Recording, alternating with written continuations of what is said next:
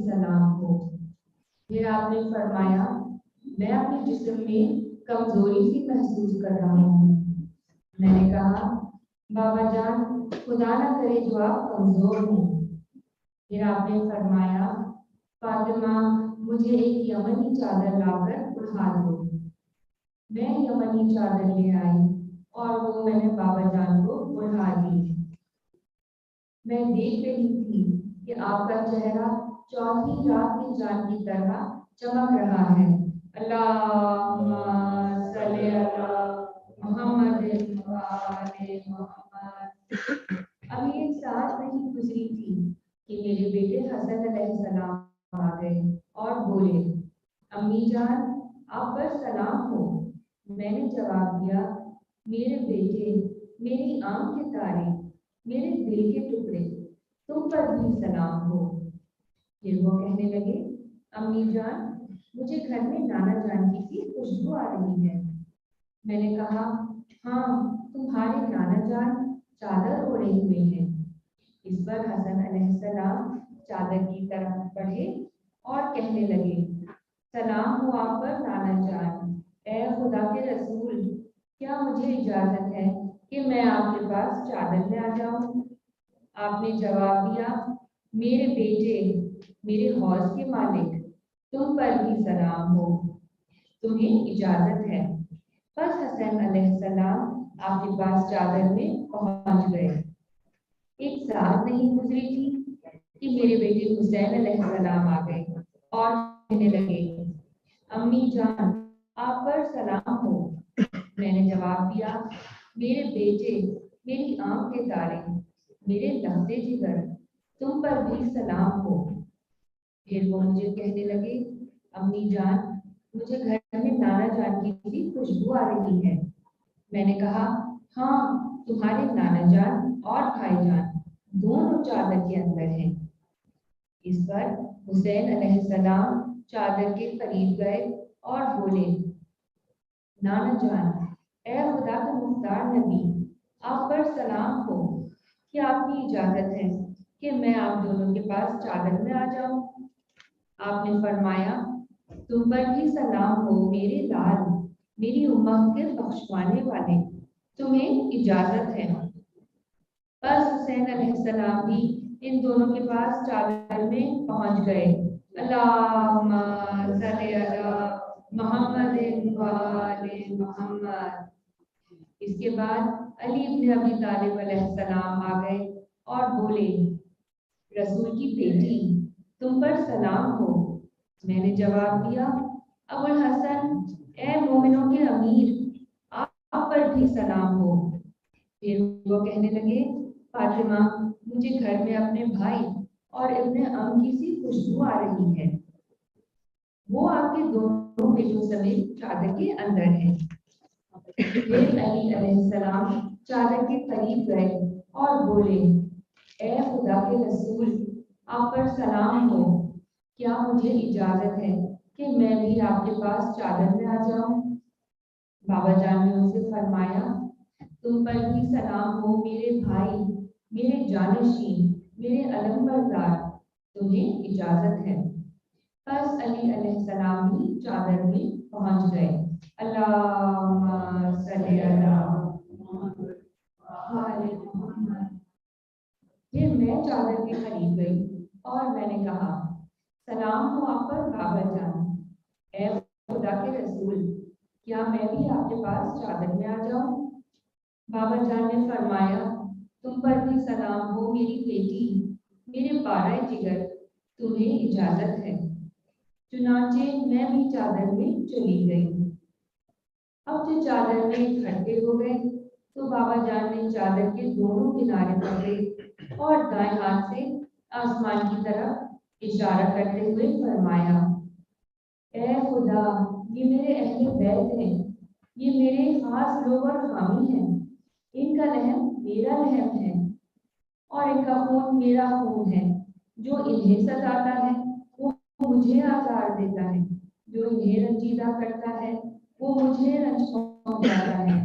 जो इनसे लड़ेगा मैं भी उससे लड़ूंगा, जो इनसे सुलह रखेगा मैं भी उससे सुलह रखूंगा। जो इनसे दुश्मनी करेगा मैं भी उसको दुश्मन समझूंगा, और जो इनसे दोस्ती रखेगा मैं भी उनको दोस्त जानूंगा, क्योंकि ये मुझसे हैं और मैं इनसे हूँ। ए खुदा, तू अपनी सलवात, बरकत, रहमत, बख्शिश और खुशनुदी मेरे और इनके लिए करार दे, और इनसे नजासत को दूर रख और इन्हें निहायत पाक व पाकीज़ा रख। अल्लाहुम्मा सल्ली अला मुहम्मदिन व आलि मुहम्मद। ये खुदाए बुजुर्ग को बर्तर ने फरमाया, ए फरिश्तों, ए आसमान के रहने वालों, मैंने ये मजबूत आसमान, फैली हुई जमीन, रोशन चांद, चमकीला सूरज, घूमते सैयारे, धड़कता समंदर, तैरती कश्ती, ये सारी चीजें सिर्फ इन्हीं 5 अफराद की खातिर और इन्हीं की मोहब्बत में पैदा की हैं, जो चादर के अंदर हैं।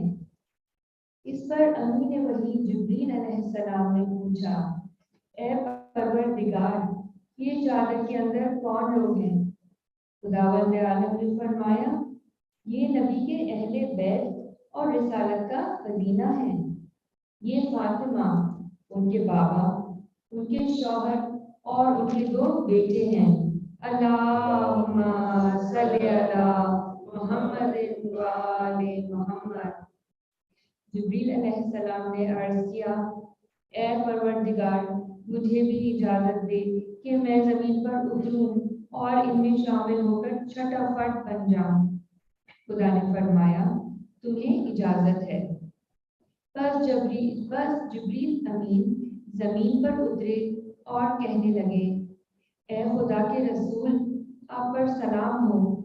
खुदाए बुजुर्ग को बढ़कर आपको सलाम कहता है, आपको दुरूद और एहतराम से सरफराज फरमाता है और आपसे कहता है कि मेरी इज्जत और बुजुर्गी की कसम, मैंने ये मजबूत आसमान, फैली हुई जमीन, रोशन चांद, चमकीला सूरज, घूमते सैयारे, धड़कता समंदर, तैरती कश्ती, ये सारी चीजें सिर्फ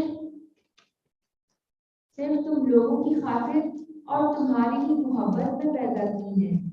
और खुदा ने मुझे इजाजत दे दी है कि मैं भी चादर के अंदर आपके पास आ जाऊं। ए खुदा के रसूल, क्या आप मुझे इजाजत देते हैं? रसूल खुदा सल्लल्लाहु अलैहि वसल्लम ने फरमाया, ए खुदा की वही लाने वाले, तुम पर सलाम हो। हाँ, तुम्हें भी इजाजत है। फिर जिब्रील भी हम लोगों के साथ चादर में आ गए।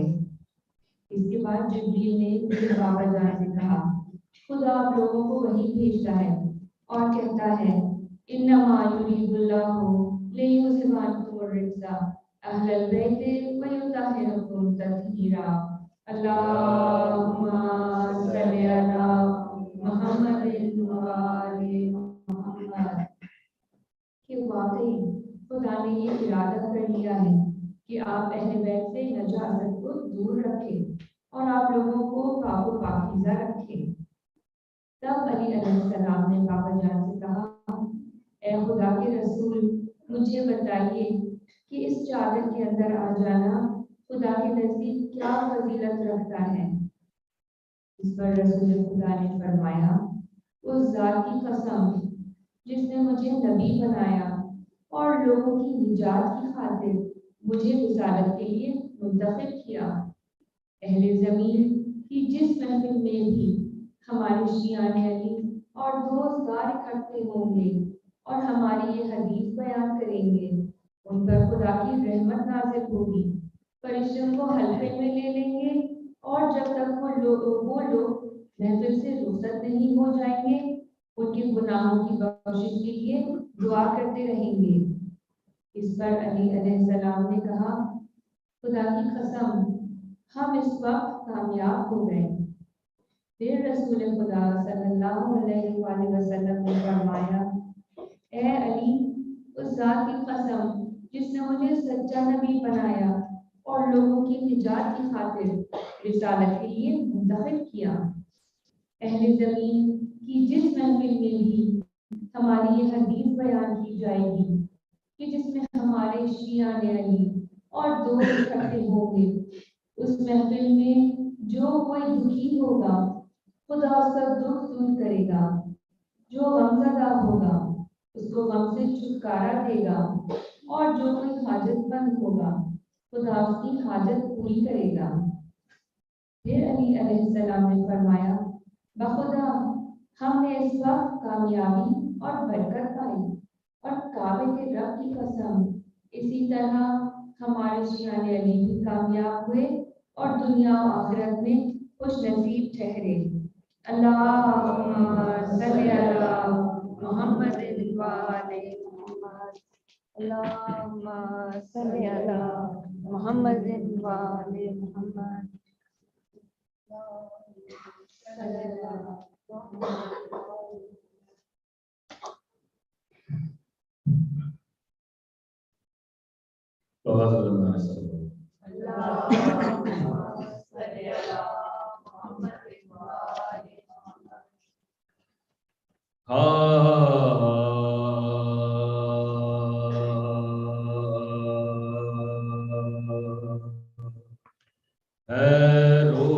रोने वालों मक्तले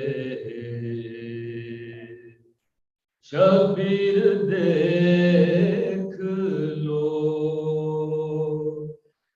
रोने वालों मक्तले शबीर देख लो, दर्दो गमो मलाल की तस्वीर देख लो, शय खोदते हैं तुरबते बेशीर देख लो, सब्रो रज़ाए सरवरे दिलगीर देख लो, राहे रज़ा में दिल पा यूं ही जबर करते हैं, खुद सब्र कह रहा है यूं ही सब्र करते हैं, खुद सब्र कह रहा है यूं ही सब्र करते हैं, खुद सब्र कह रहा है यूं ही सब्र करते हैं। तो मैयत लिए हैं हाथों पर शाहे फलक सास, जुज़ रंजो हम कोई नहीं हजरत के आस पास, बेताब वक्ते दफन है शब्बीर हक शनास, मक्तल की समत देख के बोले बदर दोयास, मक्तल की समत देख के बोले बदर दोयास, अब्बास सब संभालो दिले पाश पाश को, आओ उतारो कब्र में असगर की लाश को, आओ उतारो कब्र में असगर की लाश को,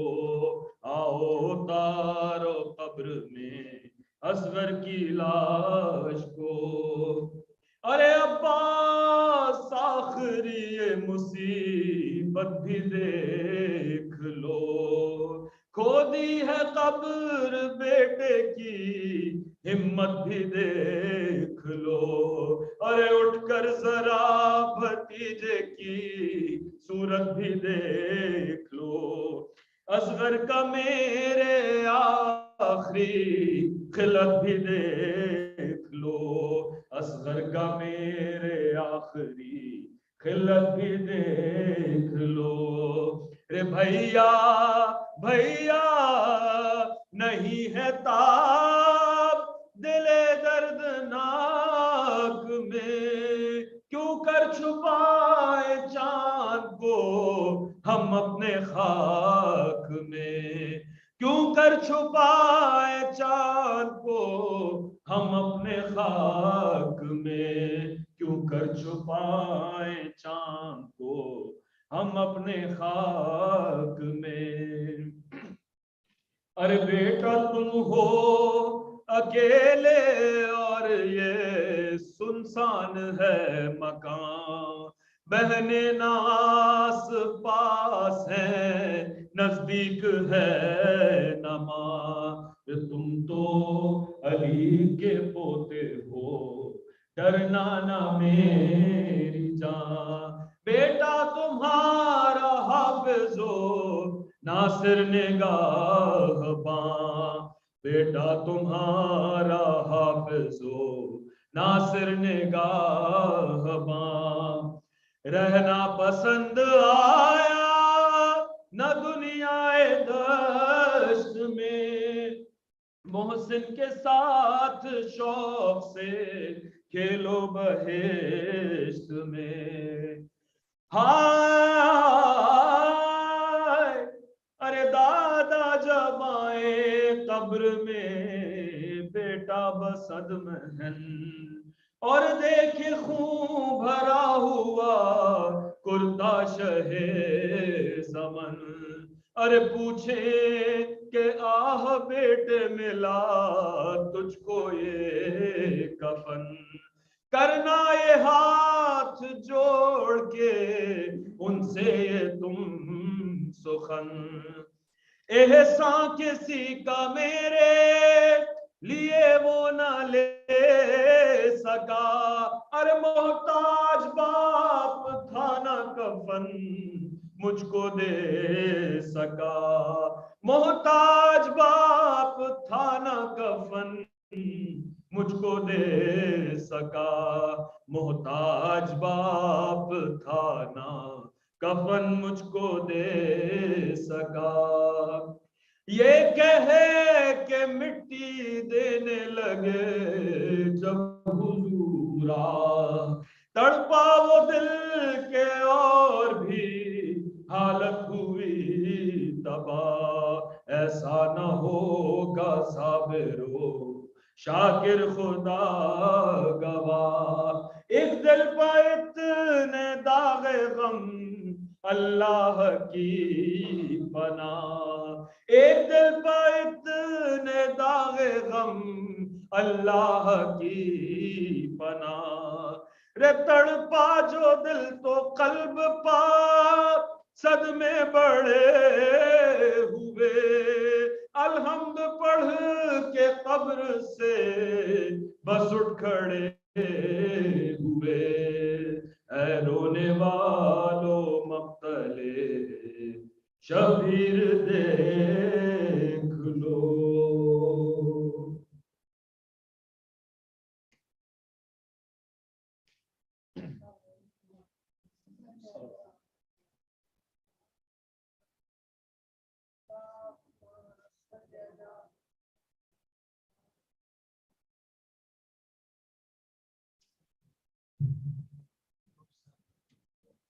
सलावत।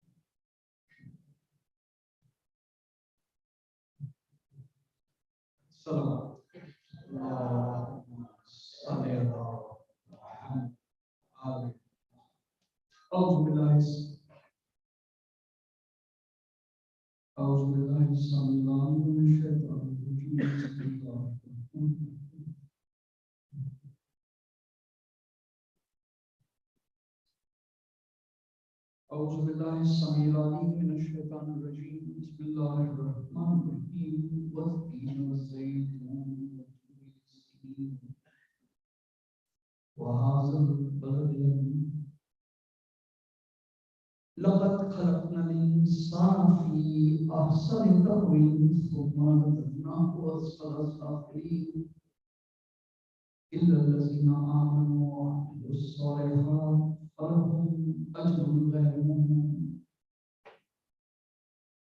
وما يكذبك بعد بالدين أليس الله بأحكم الحاكمين. بلى وأنا ذلك من الأشرار. صدق الله العظيم.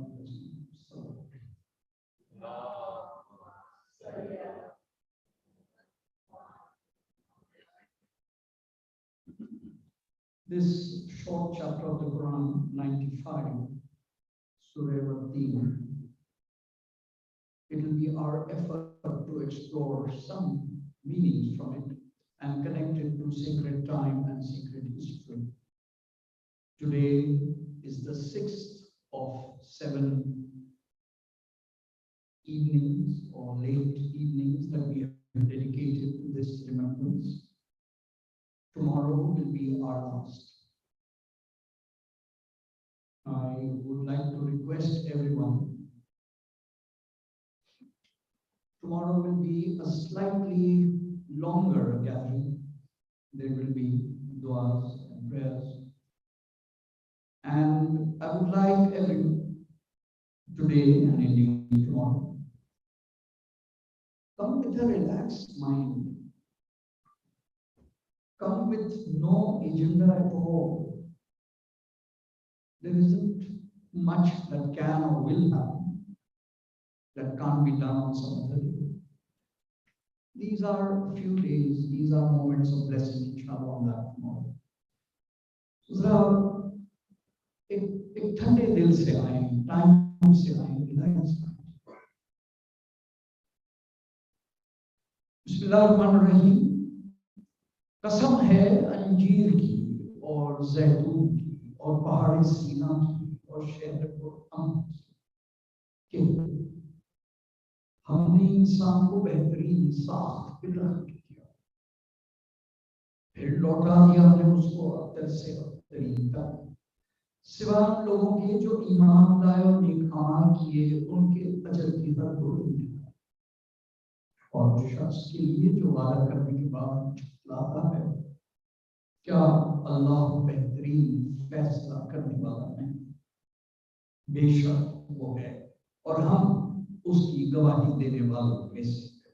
ये फिक्रा नबी करीम हमेशा सूरह अल-तीन की तिलावत के फौरन बाद फरमाया करते।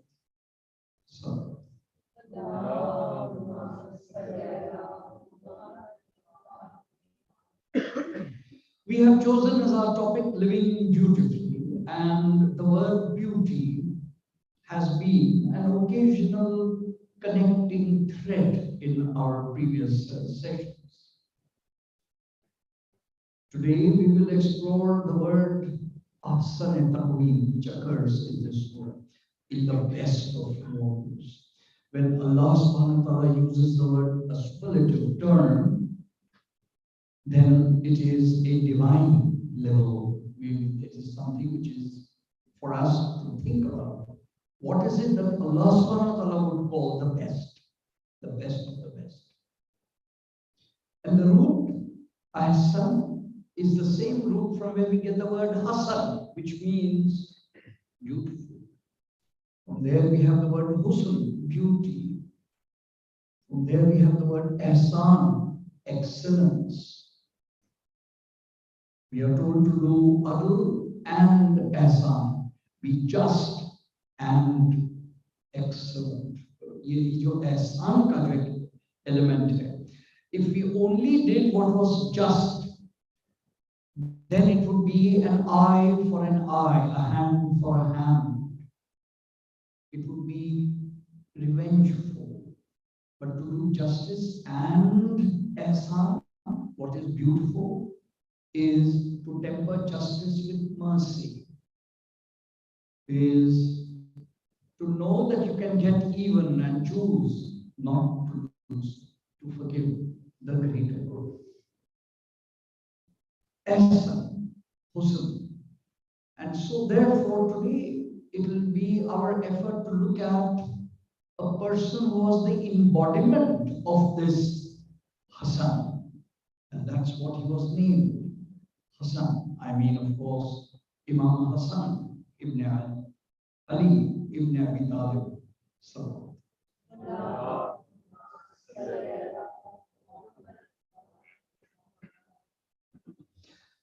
Today, we will be trying to understand something historical, and before that, I would like your indulgence.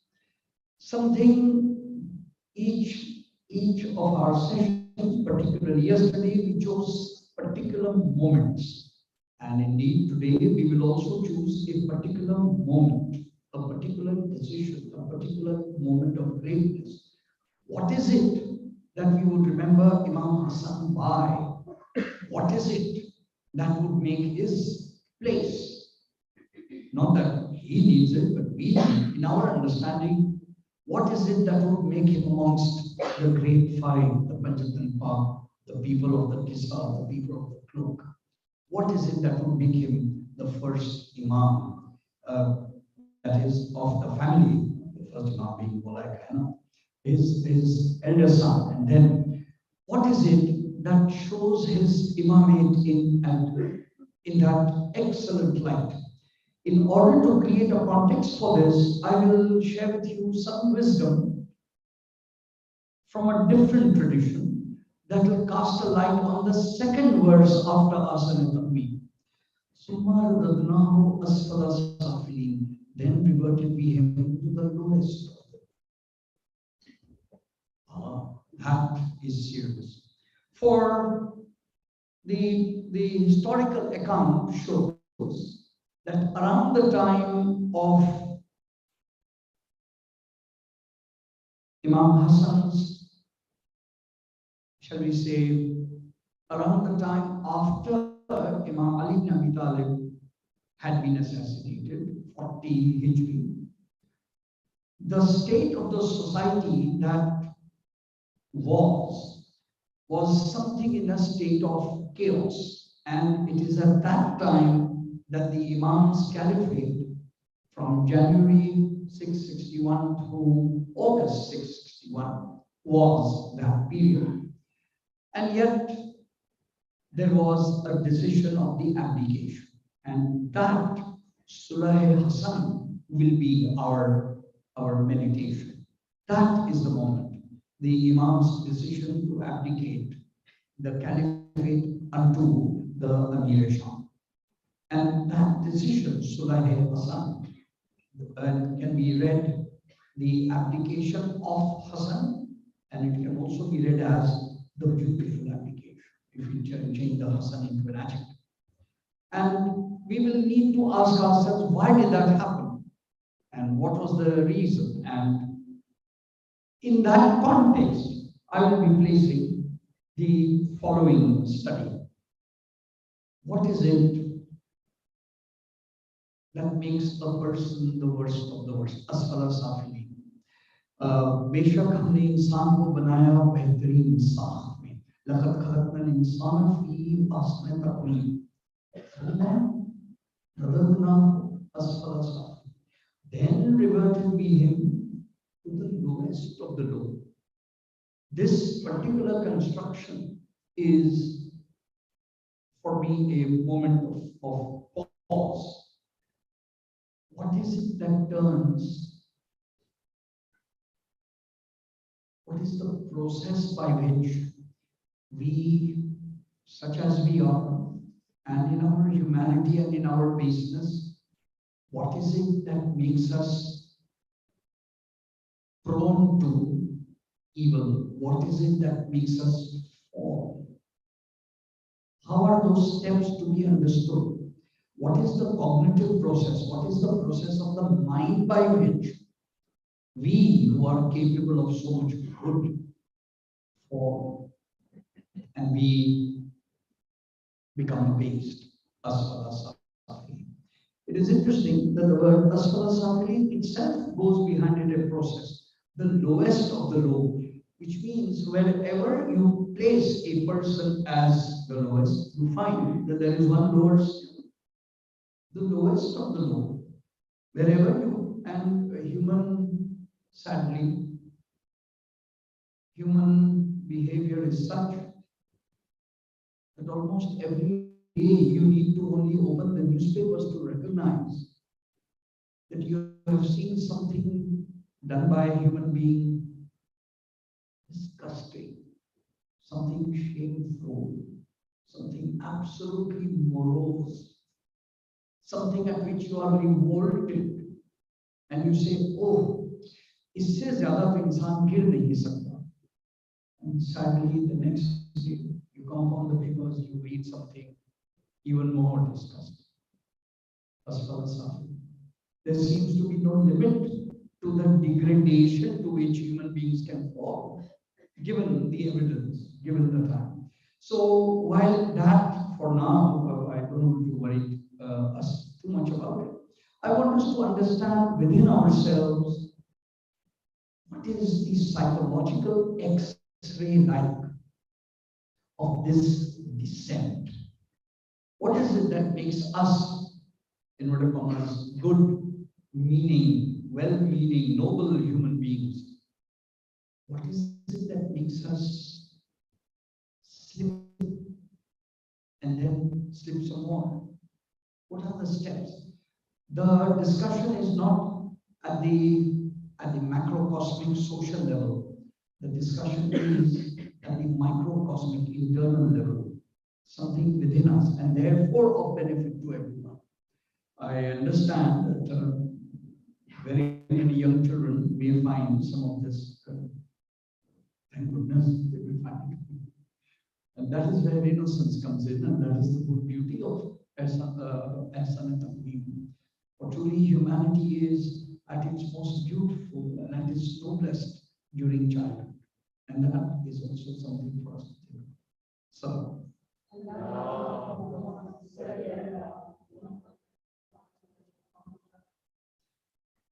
I use the word a psychological X-ray, and I think I want to pick that up a little bit. If I needed help, one of the things I would go is have an X-ray, and the doctor would take a look at, if I had a bone injury, would look at the X-ray to be able to figure out what is the extent of the damage. What are the inward workings and things that have gone wrong? What has gone wrong? Well, let us take a look at a psychological X-ray. What happens in the heart and the mind as it slips? For this is what the Imam saw, Imam Hassan saw, had happened in his age and in his society. He saw a society bereft. He saw wealth itself the measure of value. It wasn't that there were the people on the other side who were open to bribes. Everyone was open to bribes. And so therefore we have this excellent sentence, the Imam saying to his companions, if there were only 50 people who were dedicated and whom I could trust, I would go against them. But there aren't even 40 people. And Professor Kararsa, my teacher and mentor, would say, well, there weren't 40 at his time. There were 70 by the time of his birth. And that is right. And therefore, Imam Hassan's abdication is a prelude to the events of Karbala. And that's how those 70 were, and they were enough. And that is the overview. So, when the Imam saw with his vision that there was a collapse of values, that there was a lack of loyalty, that something had happened on a big scale, it therefore, to me, was a moment to explore what would it be like to notice it at the microcosmic level, the individual, me, at my level. What are the 6 steps by which slippage takes place? I offer you in that honor and in that study. First, the word used is provocation. Provocation is an image-free incitement to evil. This in our language is called waswasa. This is min sharri waswasil khannas, Surah Nas. This is totally external. This is shaitan. This is not me, this is outside. And friend Surat Yasin, Alam ahad alaykum ya bani Adam an la ta'budu shaytan innahu lakum aduwwun mubin wa na'buduni hadha siratun mustaqim. O children of Adam, did I not take from you a covenant that you will not obey shaitan? The word is deeper. Worship shaitan. Key word. Dedicate yourself to him. Did I not tell you? Did I not take an oath, O children of Adam? Did I not take from you an oath that you will not allow shaitan to have his way with you? Did I not tell you? But to worship me, but worship me. This is the straight path. So by this little phrase, I'm connecting the dots here. The first stage is a provocation, an incitement. You are sitting by yourself, basically almost empty-headed, thinking, a bit of mental fog. What should I do? What should I do? Let's do this. As we say, it occurred to me. That kind of provocation, something totally external. Step one. Bear with me, this is an X-ray, so we'll go into a level of detail of a psychic process which is not normally or easily understood. It happens extremely fast, so even though it does, we are going to do it in slow motion and understand. This will be my intellectual gift for today. So when this provocation takes place, and let us be very clear, there is no, there are no consequences to this. All human beings can be assailed by this, but you are not culpable. It is not culpability at all. Step one. Step two, a momentary disturbance of the intellect. From that provocation, something in my intelligence, something in my akal flutters. There's a tremor. There's a harkat. Something in my akal has noticed that a flutter has happened. I have been provoked. That provocation creates in me a flutter. I'm taking a bit long to explain this, but this happens in like nanoseconds. Then the third step, a communion, a coupling, an entertainment. Something in me finds that image worth paying attention. I entertain it in my mind. You can easily see the enormous attraction and fascination of why doom scrolling is so addictive. You now see how it works. The first provocation is image free by definition. But by the time I have fluttered my intellect and recognized it, my third step is I have given it an image and I have now, let's say, put my sight to it. I am now entertaining a delight in that image. That communion, that coupling of my image with that provocation turns into an assent. I have said yes. I have allowed it a space in my heart and my soul. I have said yes to it.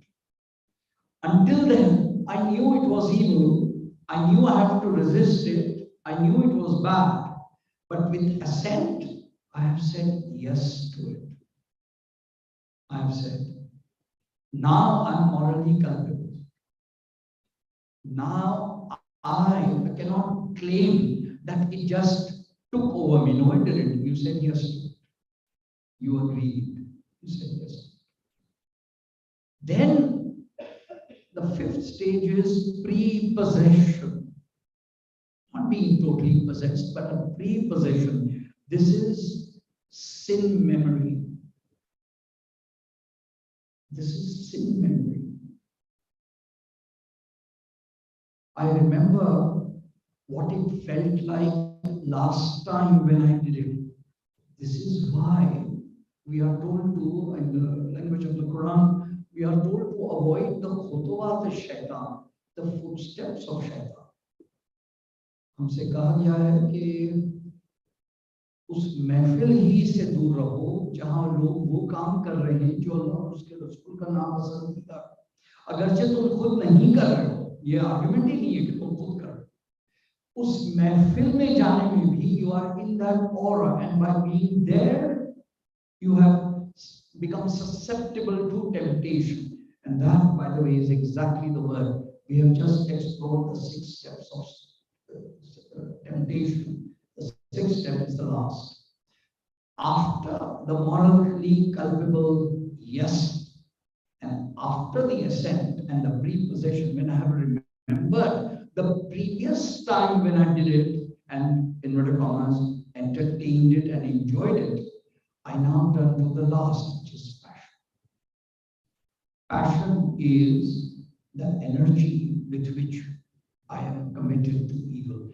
This is by design. This is when my mind, my heart, my body, my muscles are all ready and in complete alignment to do what has been suggested to me by the evil one. May Allah protect us from this mood. I hope with such clarity I was able to muster. These are the 6 steps by which a momentary flutter in the mind for something negative, something unworthy, turns into the energy by which we do the deed itself. From here, consequences take over. Here, karma takes over. Here, we are at the mercy. And this is what we seek forgiveness from. So, having explained this, a quick recap in order to do this a little bit, perhaps with some examples.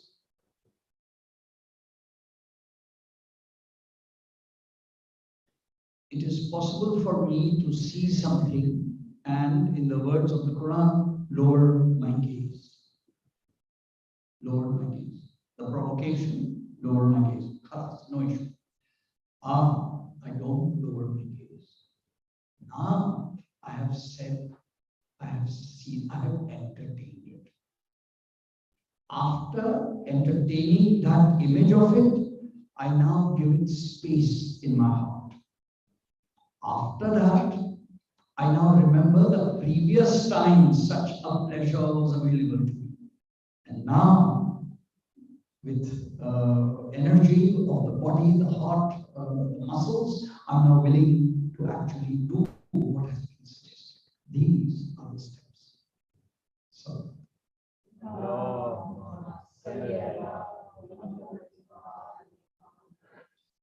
so we come upon this magnificent life of the Imam and we say, all right, Ya Imam, what is it that made you accept the abdication?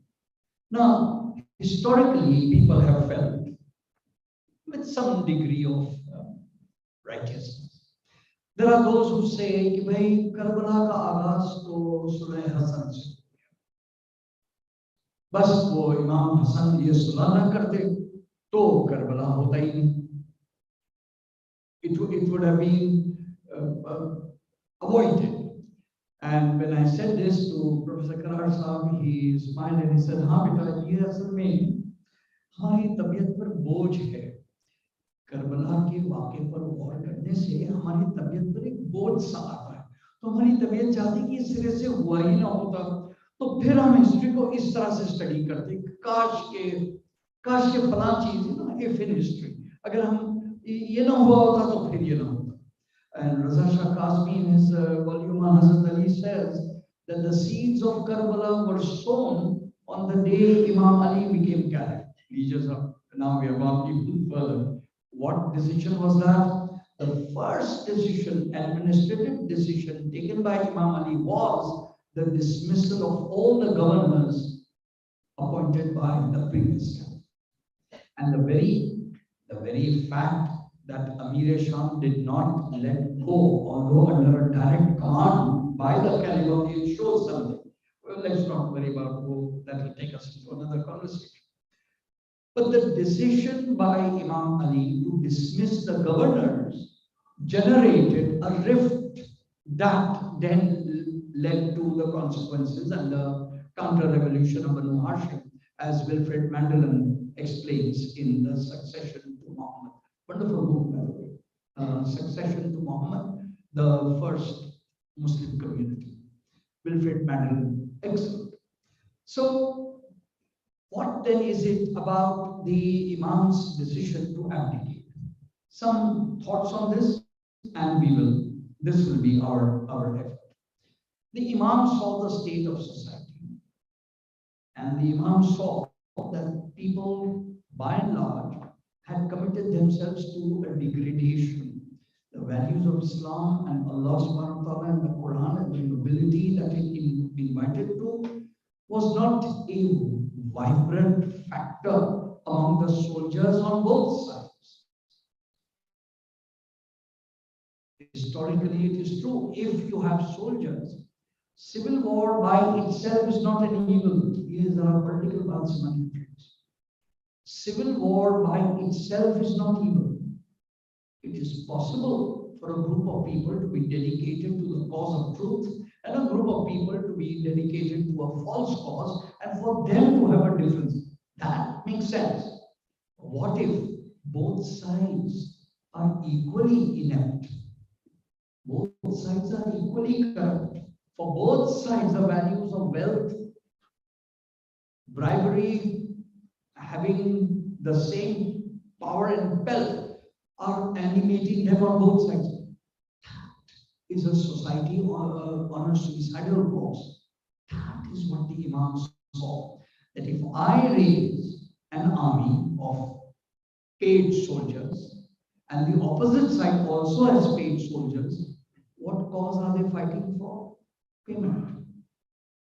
So the thing to do then is to make this absolutely clear. All right, then let the payment soldiers belong to one side. I refuse to be, even pretend that I'm part of the government. No, you manage the government. You do this. And so therefore the abdication. The decision of the abdication, I have had the honor of explaining in great detail with the Quranic reference, the Imam's Quranic reference. I'll make a very, very brief reference to that as I move on. After the abdication, the Imam lost both friends. Indeed, his foes had used this as, say, mark of weakness. Oh, he'd always wanted to let go. He was always weak. He wasn't into fighting. People would say these kinds of things.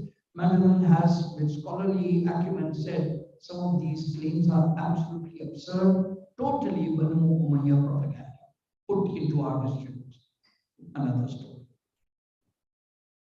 So,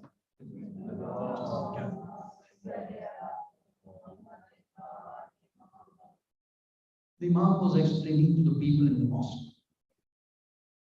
After the application and decision had been taken and the terms of the application had been set, the Imam put it very clearly. The terms are well known. The Wikipedia article is excellent. Look it up. The Imam said the Amir Sham agrees to run the Muslim governance with the Quran and the example of step 1. Step 2, a successor will be chosen from a council. A successor will be chosen from a council. This in itself shows that the Imam was not actually saying they will choose me. He simply said, just as the first caliph created a council and somebody was chosen from there, that same process will be followed. Just a third thing the Imam said, the vituperation and foul language used for my father will stop forthwith. pause for a moment here and consider the meaning of this.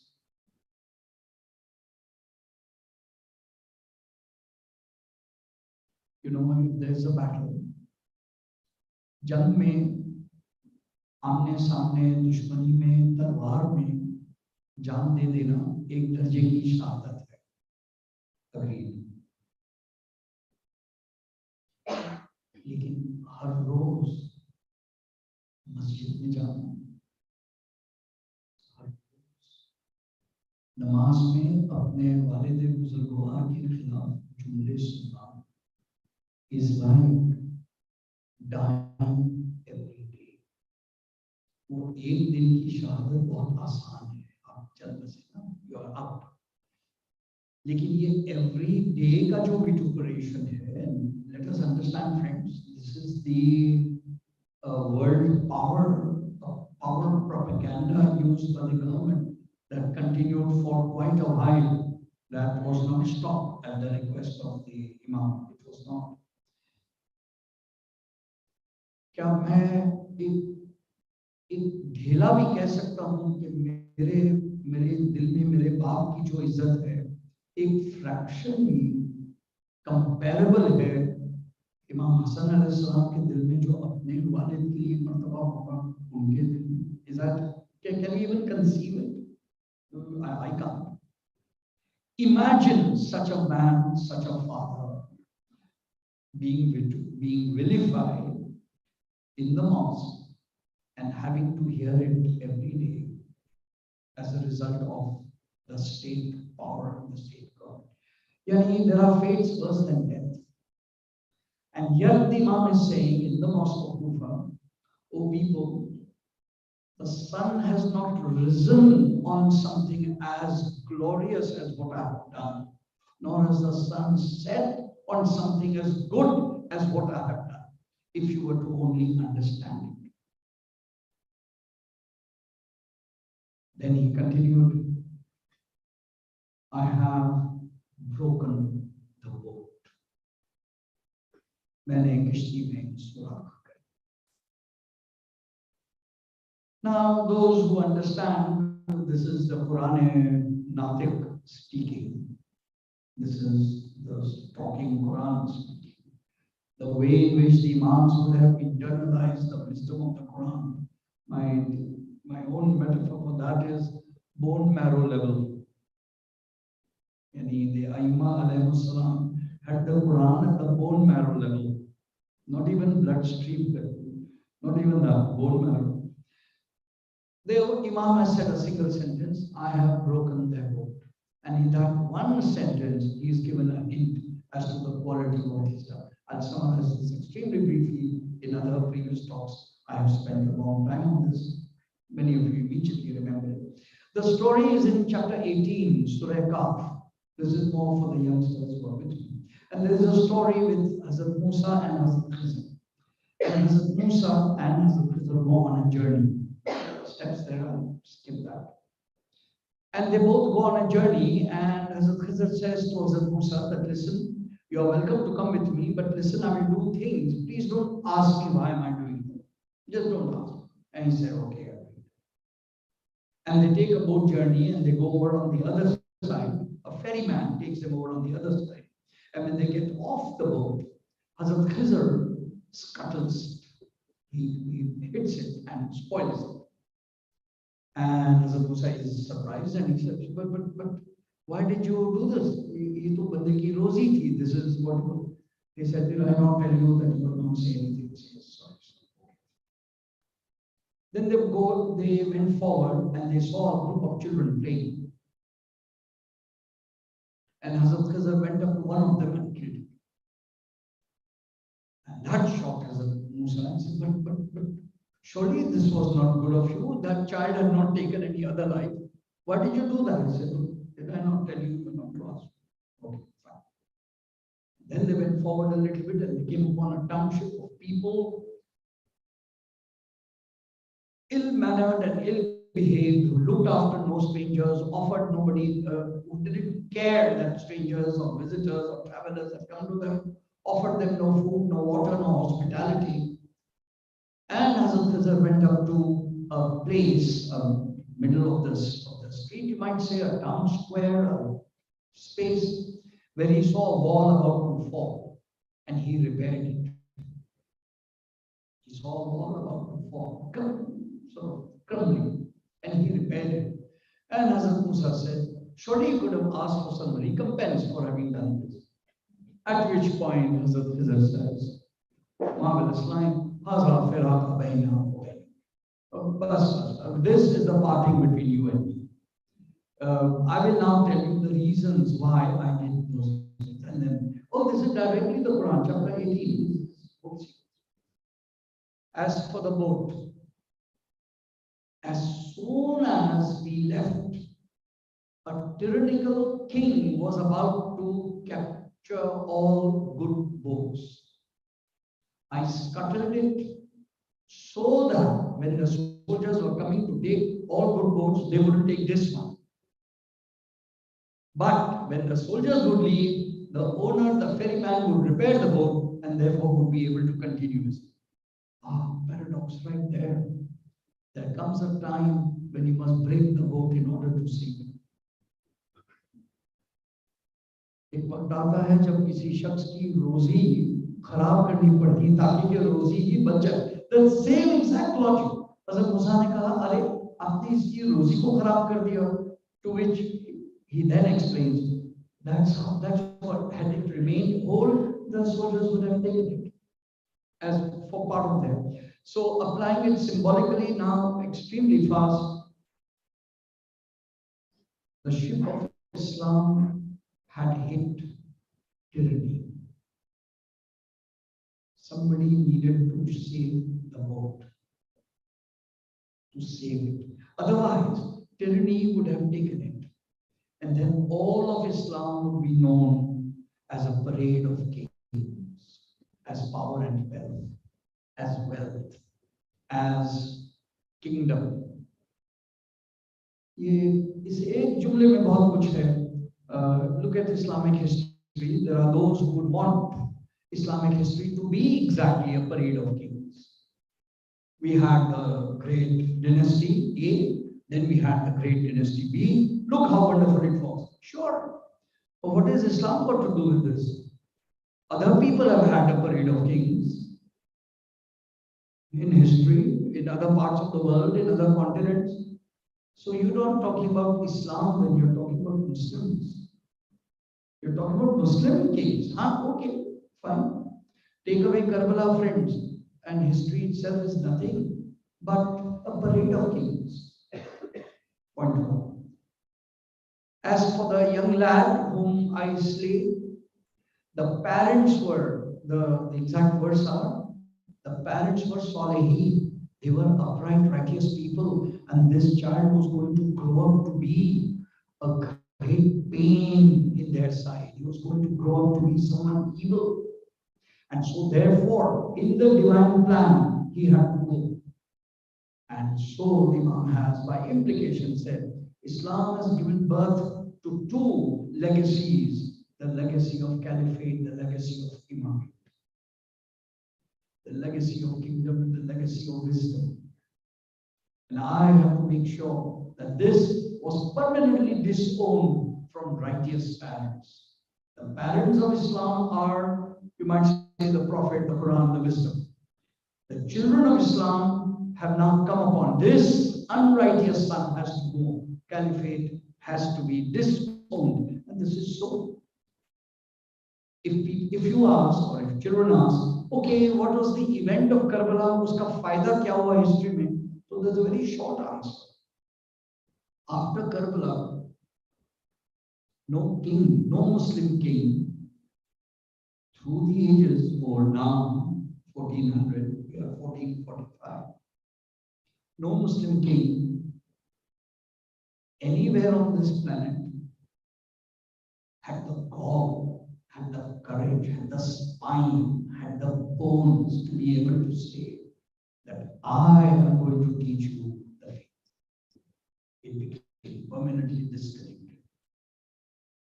The caliphs, the kings, the monarchs, the rajas, the badshahs, all that we have, very, very clear. You want to learn religion? Go to the sheikhs, the masters, the Sufi saints, the Awliya Ikram, go to them. We are running this world. Permanently a dissociation. This is the gift of God. And this is the gift of what we are now understanding as Imam says.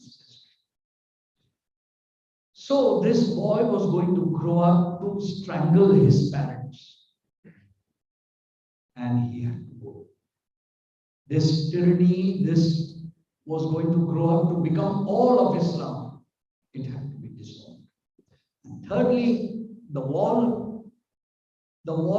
was actually covering a legacy of 2 orphans. Had that wall fallen, that legacy, that treasure would have been obvious. And if you saw the discourtesy of the township, they would have gobbled up that legacy. They would have destroyed it. I repaired the wall so that the children, the orphans, would grow up enough to be able to claim their history, their patrimony. And Islam today, applying it to Imam Hassan, Islam today is at a stage where good and evil, power and wealth, apna paraya are all mixed up. There will come a time when it will become clear. And so therefore, I have just postponed the true legacy of Islam to be taken by its righteous. ये बड़ा खूबसूरत लफ्ज है कि ये 2 यतीम की मीरास है दीवार के नीचे. I love this fact that the word yatim is used for the Prophet, and masters who say वो 2 यतीम से मुराद ही इमामत और विलायत, उनकी मीरास थी, उन तक पहुंचाना था जब तक वो उम्र के नहीं हो जाते. So Surah Kahf then becomes a brilliant way of understanding Surah Hassan. So,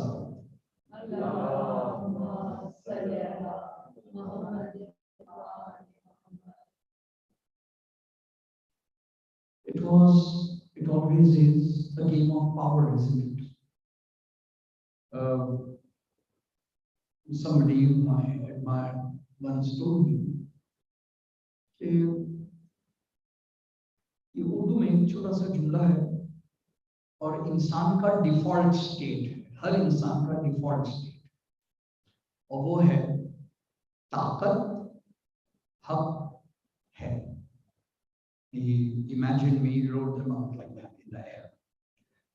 He said, बस भाई आप इस पे गौर करें कि हमारा डिफॉल्ट स्टेट है ताकत हक है. और तमाम अंबिया, तमाम औलिया इकराम, तमाम औसिया इकराम, तमाम नेक लोग, अच्छे लोग, बड़े लोग, नोबल लोग की तालीम ये रही है कि वो इन अल्फाज की तरतीब बदलते हैं. हम डिफॉल्ट स्टेट में हैं ताकत हक है, माइट इज राइट, जिसकी लाठी उसकी भैंस. मेरा मुक्का चलता है मैं ठीक कर दूंगा. Okay, if I can't beat you, my father can beat your father. That's better. My army is better than you. Power, ताकत हक है. तमाम अच्छे लोगों ने इसकी तरतीब बदलना चाहिए. हक ताकत है. So तमाम अंबिया की तालीम ये थी, राइट इज माइट. और हमारा जो डिफॉल्ट ह्यूमन स्टेट है वो है might is right. This is very interesting. ताकत हक है is what we think, what works in the world, and all the wisdom of the world is the reverse of this. And it's a moment of reflection every time. Nobility has always worked like that.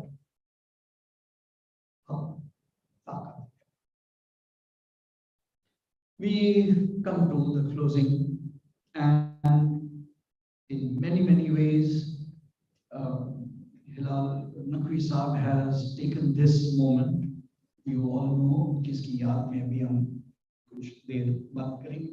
हमने अभी मर्सिया भी सुना.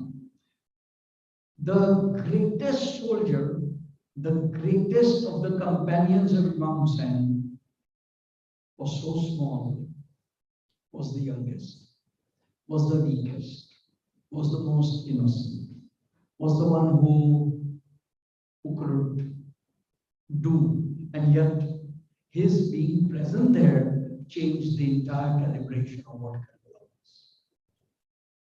Hilal Naqvi Sahib just summarizes it very beautifully कि इस फैसले को के बारे में गौर तो करें, इमाम हुसैन के फैसले के बारे में गौर तो करें कि वो बच्चे को ले जाते हैं और कहते हैं मेरे बाप मैं पानी का इंतजाम करता हूँ। सपोज उन्होंने दे दिया होता, सपोज वो ये कहते हम भी तो बच्चों के बाप हैं, इसमें बच्चे का क्या कसूर, अच्छा चलो भाई इसको दे दो, छोटे को दे दो, suppose. But the Imam's reading of the faces of the people was so perfect that he knew they wouldn't do it. And that is the decision. The greatest decision of power was the greatest decision of innocence and weakness. It's one of those paradoxes. We will benefit from Allama Talib.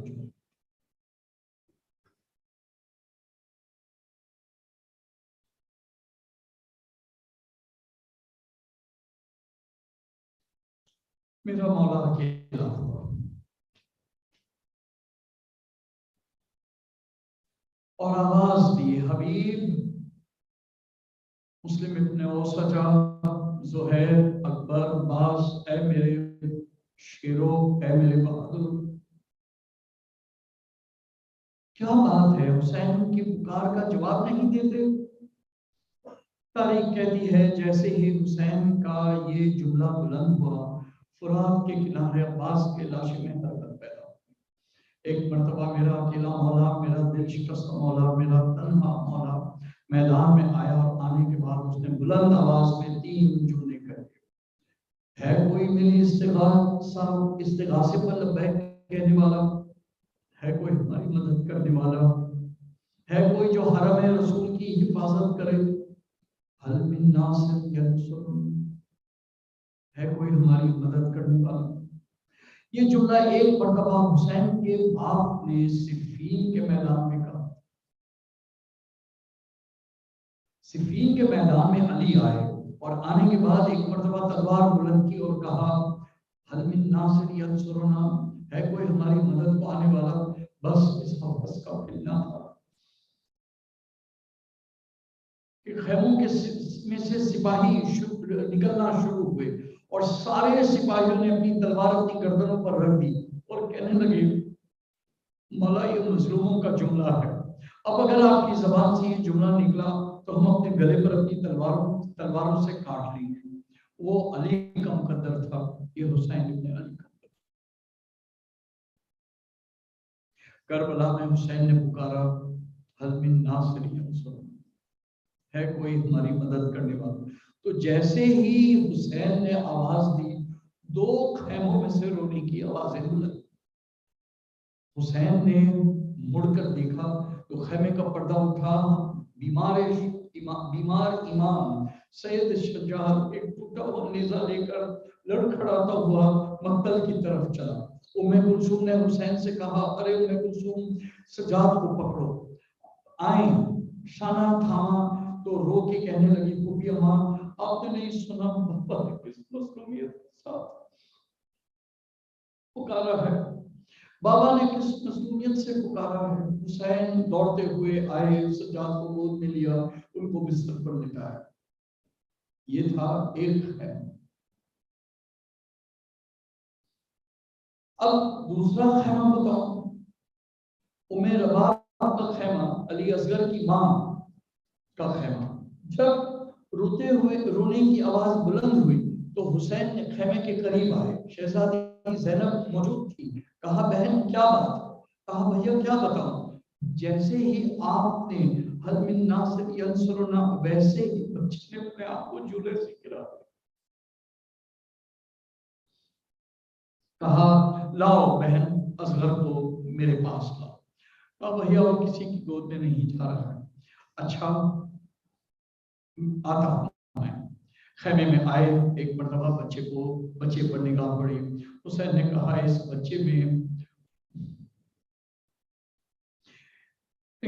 बच्चे से उमर के गोद में लिया, हुसैन लेके चले, ये कहते हुए चले, ओ मेरा बाप फिक्र न करो, मैं जा रहा हूँ पानी की तलाश में, शायद इस बच्चे को पानी पिला के ले आओ। सकीना करीब खड़ी हुई थी, सुन रही थी, असगर जा रहा पानी पीने के लिए। सकीना इंतजार में खड़ी थी। हुसैन मैदान में आए, बच्चे को दिखाया और कहा, ऐ कौम जफाकार, इसकी माँ का दूध 3 दिन से खुश्क हो गया। अगर अरब हो तो मेहमान समझ के पानी पिला, अगर मुसलमान हो तो रसूल का नसरत समझ कर पानी पिला, अगर इंसान हो तो इंसानियत के हवाले से पानी पिला। यजीद में से कोई जवाब ना। एक मरतबा हुसैन ने कहा, है फौज जफाकार, अगर तू ये समझती है कि मैं इस बच्चे के बहाने से पानी पी लूंगा तो मैं अलग हो जाता हूँ। जल्दी रेती में बच्चे को निकाल दिया, कुछ दूर खड़े रहे।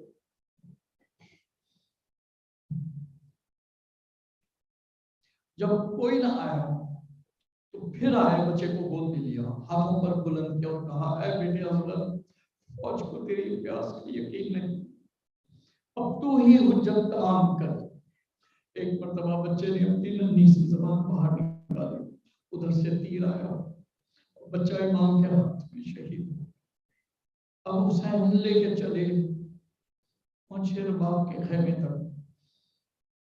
मरतबा सकीना सामने आएगा, बाबा मुझे यकीन था कि आप असगर को ज्यादा चाहते हैं, मुझे कम चाहते हैं। कहा, बेटी ये तूने कैसे समझ लिया? कहा, बाबा असगर को पानी पिला लाए, मैं प्यासी रह गई, बस ये सुनना था कि अबा का दामन उलट दिया। बेटी तेरा भाई तीर जुल्म से सैराब हो। अल्लाह सल्लल्लाहु अलैहि वसल्लम।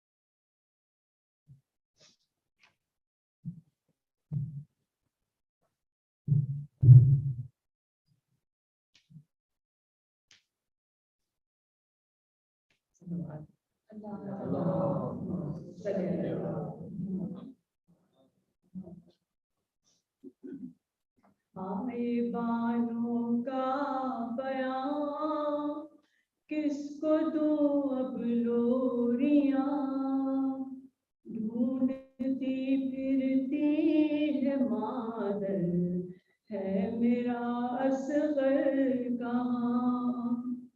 तेरा झूला जल गया, ऐ मेरे तृष्णा दहां, ढूंढती फिरती है मादर, है मेरा असगर कहाँ।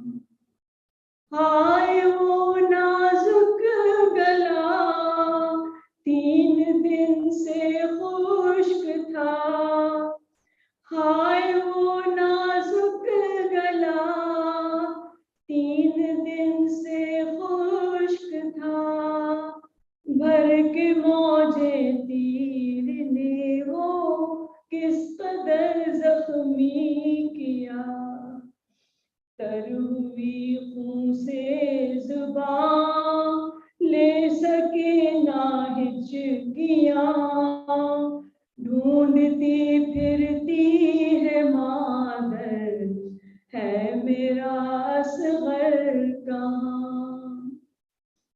खून भरा कुर्ता तेरा, हाय वो भी छिन गया, खून भरा कुर्ता तेरा,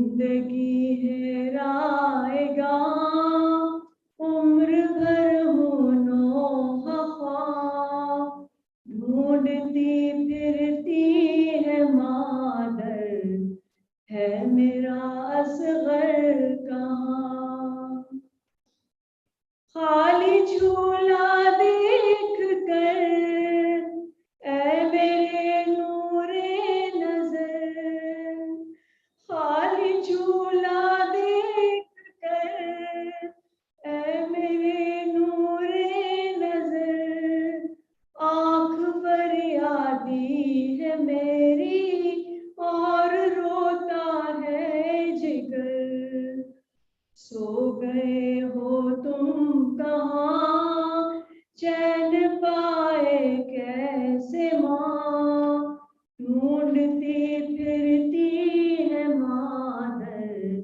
है मेरा असगर कहाँ मैं मुसाफिर शाम की खत्म हद आराम की मैं मुसाफिर शाम की खत्म हद आराम की कैद होकर जा रही हूँ गर्द है आलाम की बन चुकी है रस्सियाँ हम कहाँ अब तुम कहाँ ढूंढती फिरती है मादर है मेरा असगर कहाँ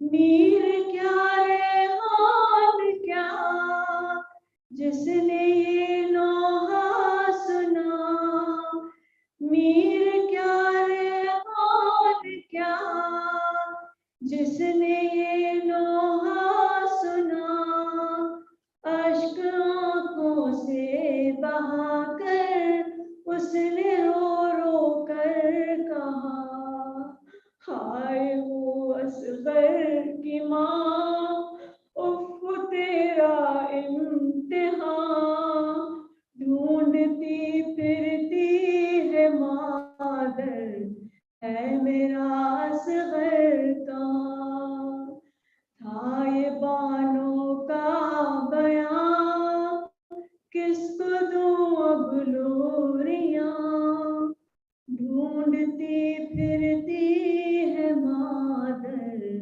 है मेरा असगर कहाँ Salman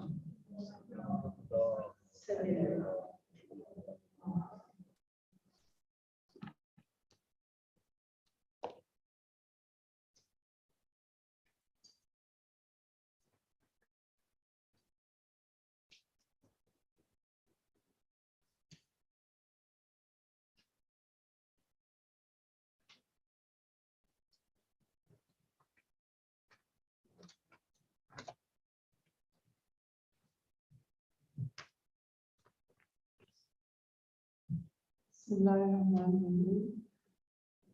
Today I will say a dua for our children with excerpts from Imam Zainul Abidin's dua, Sahifa Kamila. O Allah, be kind to us through the survival of our children and allow us to enjoy them forever. O Allah, strengthen their religious dedication, heal their souls, their limbs, and make them pious, God-fearing, and insightful. Make them stubbornly resistant and full of hate towards thy enemies. Make them loving and affectionate towards their parents and upright and obedient, never disrespectful, and bless them.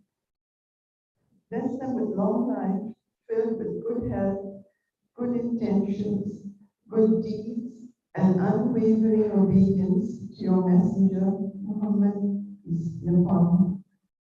Please instill in them humility and all the right values that are fundamental in molding their character and personality, so their parents will be proud of them. Help us, their parents, to guide them educate them, and inculcate in them from childhood what it means to submit to your will. O Allah, make them turn to you for mercy. Protect them from the clutches of Satan. Shower them with your boundless bounties. Keep them safe from calamities that would test their faith in you. For those who yearn for a child, Ya Allah, please bless them with their abundant joy. For those who are ready for marriage, please find them the perfect spouse. O Allah, forgive our children's mistakes, for you are all forgiving. Your mercy is greater than their sins. Accept their good deeds, make them compassionate. Forgive us if we have not been there for them when they needed us, and I beseech you to grant them the highest level in paradise. Amen. Allahumma salli ala Muhammadin wa ali Muhammad.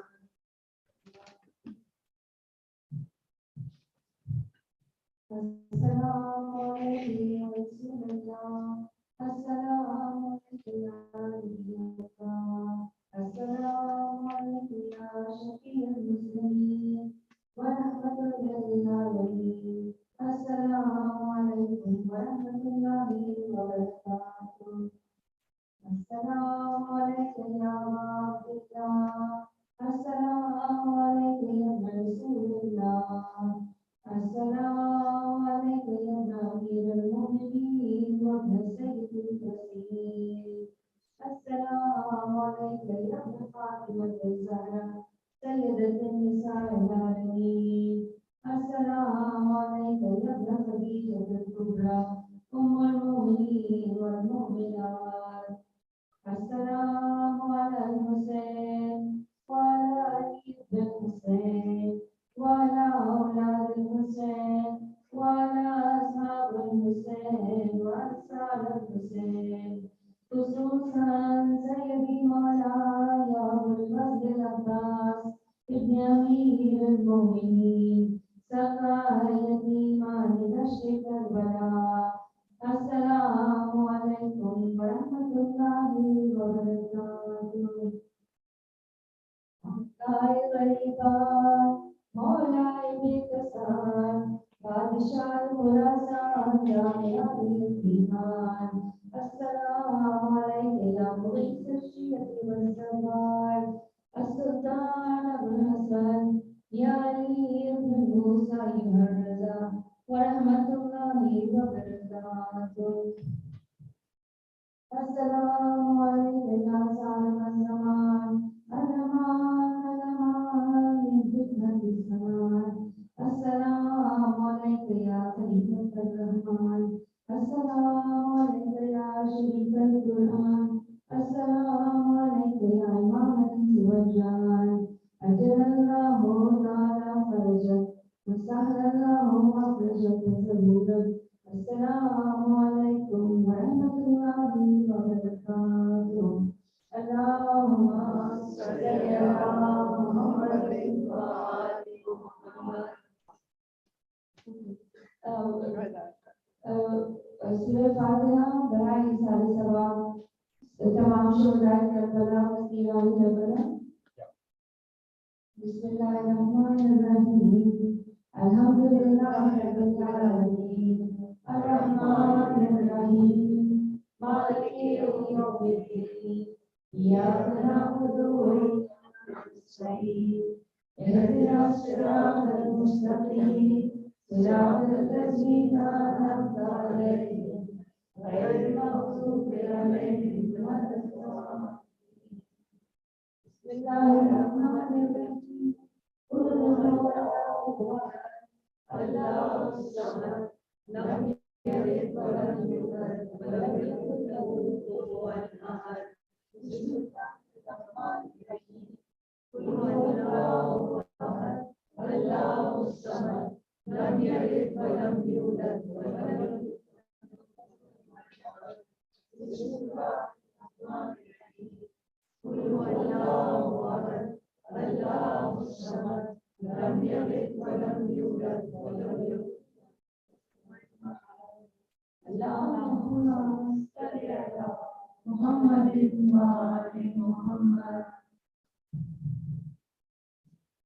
ربنا لا تزغ قلوبنا بعد إذ هديتنا وهب لنا من لدنك رحمة إنك أنت الوهاب ربنا آتنا في الدنيا حسنة وفي الآخرة حسنة وقنا عذاب النار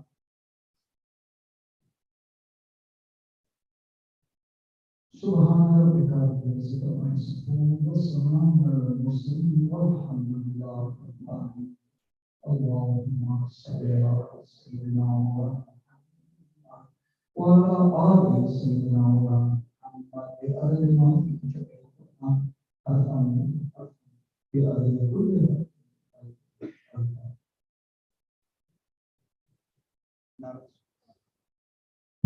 नारे तकबीर, नारे रिसालत, नारे हैदरी, हुसैनियत जिंदाबाद।